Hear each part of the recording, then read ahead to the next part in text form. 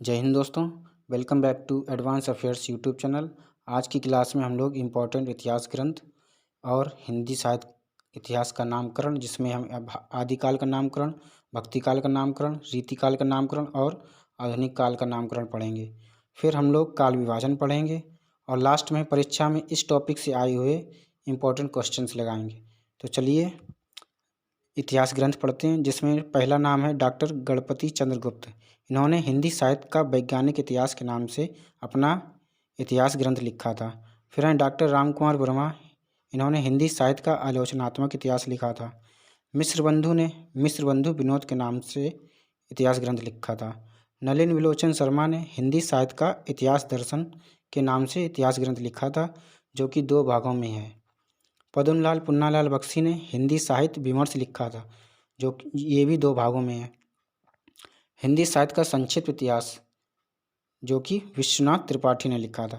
विश्वनाथ त्रिपाठी ने हिंदी साहित्य का संक्षिप्त इतिहास के नाम से इतिहास ग्रंथ लिखा था। ये बहुत ही इम्पोर्टेंट नाम है।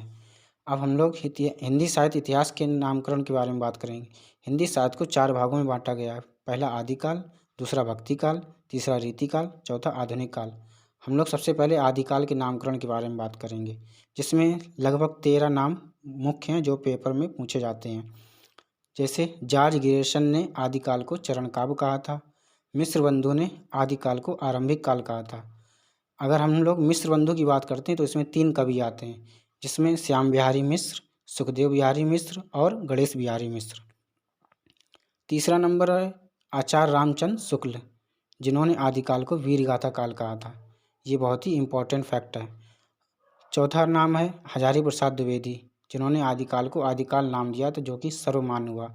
हजारी प्रसाद द्विवेदी ने ही आदिकाल को आदिकाल कहा था, जो कि सर्वमान्य है। ये भी इम्पोर्टेंट फैक्ट है।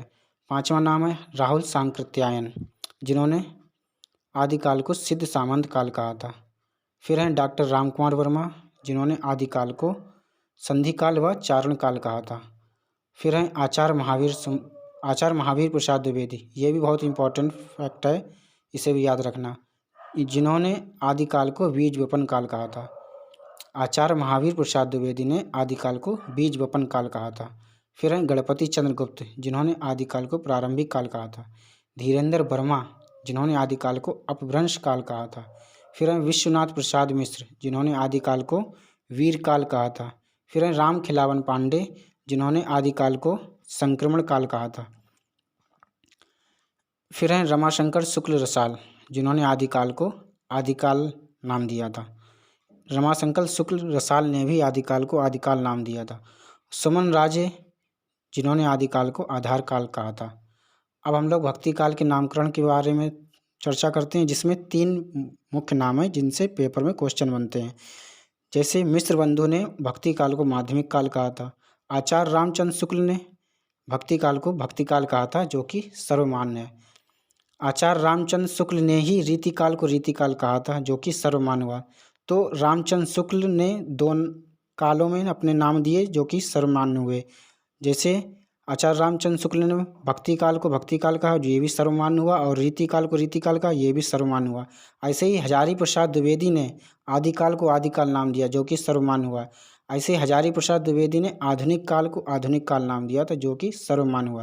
तो ये 4 फैक्ट बहुत ही जरूरी हैं। आदिकाल को हजारी प्रसाद ने दिया था, और भक्ति काल को आचार्य रामचंद्र शुक्ल ने दिया था, रीतिकाल को आचार्य रामचंद्र शुक्ल ने दिया था, और आधुनिक काल को आधुनिक काल नाम हजारी प्रसाद द्विवेदी ने। ये 4 नाम हमेशा याद रखें। अब हम भक्ति काल के नामकरण की बात कर रहे थे, जिसमें मिश्र बंधु ने भक्ति काल को माध्यमिक काल कहा था। आचार्य रामचंद्र शुक्ल ने भक्ति काल को भक्ति काल कहा था, जो कि सर्वमान्य हुआ। हजारी प्रसाद द्विवेदी ने पूर्व मध्यकाल कहा था। हजारी प्रसाद द्विवेदी ने भक्ति काल को पूर्व मध्यकाल कहा था। फिर हैं रीतिकाल का नामकरण पढ़ेंगे हम। जॉर्ज ग्रेसन ने रीतिकाल को रीतिकाव्य कहा था। मिश्र बंधु ने अलंकृत काव्य कहा था। आचार्य रामचंद्र शुक्ल ने रीतिकाल को रीतिकाल कहा था, जो कि सर्वमान्य हुआ। हजारी प्रसाद द्विवेदी ने उत्तर मध्यकाल कहा था रीतिकाल को। विश्वनाथ प्रसाद मिश्र ने रीतिकाल को श्रृंगार काल कहा था। विश्वनाथ प्रसाद मिश्र को सुझाव दिया था आचार्य रामचंद्र शुक्ल जी ने श्रृंगार काल नाम देने के लिए। गणपति चंद्रगुप्त ने रीतिकाल को अपकृष काल कहा था? रमाशंकर शुक्ल रसाल ने रीतिकाल को कला काल कहा था। अब आधुनिक काल का नामकरण पढ़ते हैं, जिसमें मिश्र बंधु ने आधुनिक काल को वर्तमान काल कहा था। आचार्य रामचंद्र शुक्ल ने आधुनिक काल को गद्य काल कहा था। हजारी प्रसाद द्विवेदी ने आधुनिक काल को आधुनिक काल कहा था, जो कि सर्वमान्य हुआ। बाबू गुलाब राय ने नवीन काल कहा था आधुनिक काल को।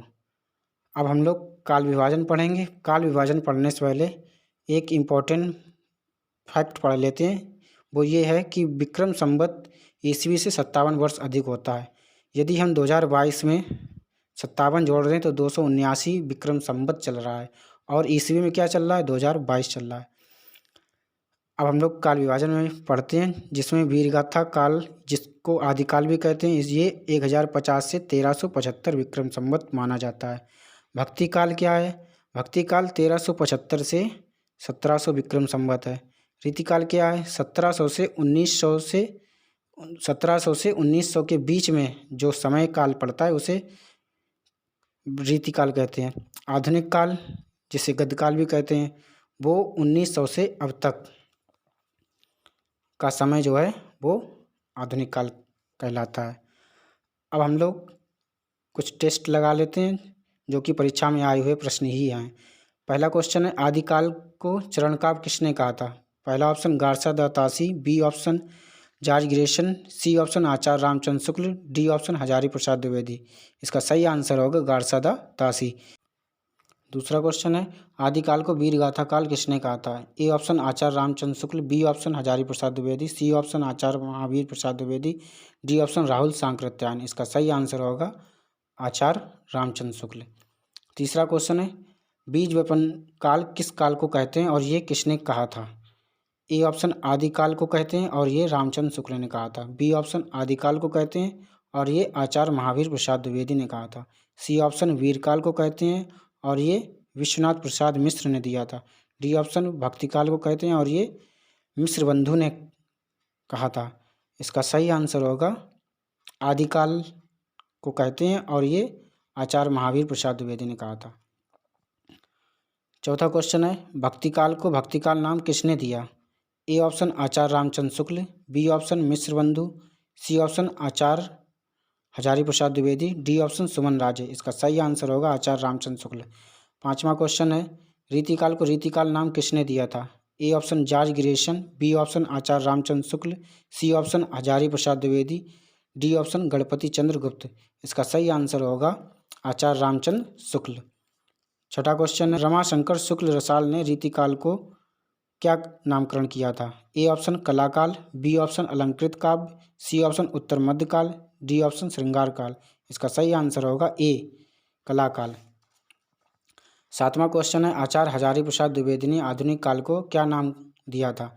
ए ऑप्शन वर्तमान काल, बी ऑप्शन गद्य काल, सी ऑप्शन नवीन काल, डी ऑप्शन आधुनिक काल।